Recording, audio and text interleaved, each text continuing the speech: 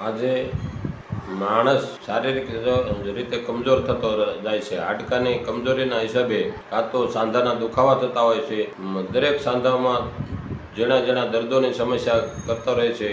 ખભાનો દુખાવો, કેડનો દુખાવો, ઘૂંટણનો દુખાવો. એ ઉપરાંત એટલું જ નહીં, નબળા હાડકાના હિસાબે, નબળા ખાનપાનના હિસાબે હાડકા નબળા થતા જાય છે, અથવા તો પેન કિલર જેવી દવાઓ લઈ લઈને પણ હાડકામાં નબળાઈ આવતી રહે છે. અને શરીરમાં હાડકાની અંદર કેલ્શિયમની કમીને હિસાબે આ બધી સમસ્યાઓ ઊભી થાય છે.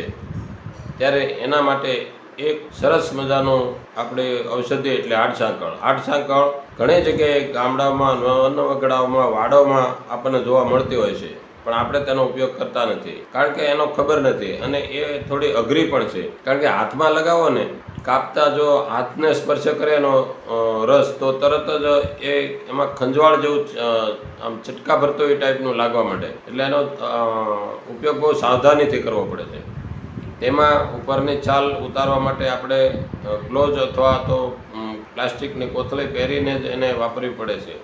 અને ઉપરની છાલ ઉતાર્યા પછી એને ઘીમાં તળીને પછી દૂધમાં પકાવીને ખાવાની હોય છે.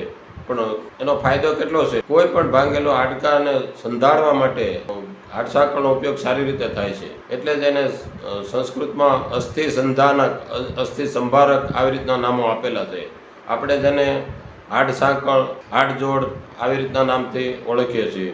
અને તે ઉપરાંત આપણને એમ થાય કે આ તૈયાર ઔષધિ મેં ક્યાં મળે, તો આનો લગભગ બહુ ઓછા પ્રમાણમાં ઉપયોગ થાય છે. એ સિવાય આપણે એના કુણા કોકળો લઈને તેને ચણાના લોટમાં વ્યવસ્થિત જેવી રીતે આપણે પકોડી બનાવીએ એ રીતે પકાવીને પહેલાં કુકળોને ઘીમાં સાંતળી નાખવાની છે, અને પછી પકોડાનો જે લોટ તૈયાર કરીએ છીએ એમાં નાખીને ખાઈ શકાય છે.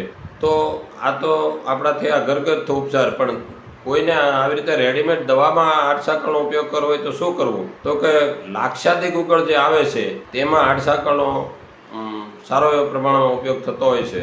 અને તેથી આપણે કોઈ પણને હાથમાં ફ્રેક્ચર હોય, અથવા તો ઘૂંટણના દુખાવા હોય, સાંધાના ઘસારા પડતા હોય અને હાડકાની કમજોરી લાગતું હોય, વારંવાર હાડકું ખભાનું કે કોઈ જગ્યાએ સટકી જતું હોય, આવા પ્રશ્નો જેને રહેતા હોય એ લોકોએ લાક્ષાદી ગુગળ દૂધ સાથે લેવાથી સરસ મજાનો એમને ફાયદો થશે. એમના હાડકાં મજબૂત બનશે અને વારંવાર થતા ફ્રેક્ચરોમાંથી માણસ બચી શકશે.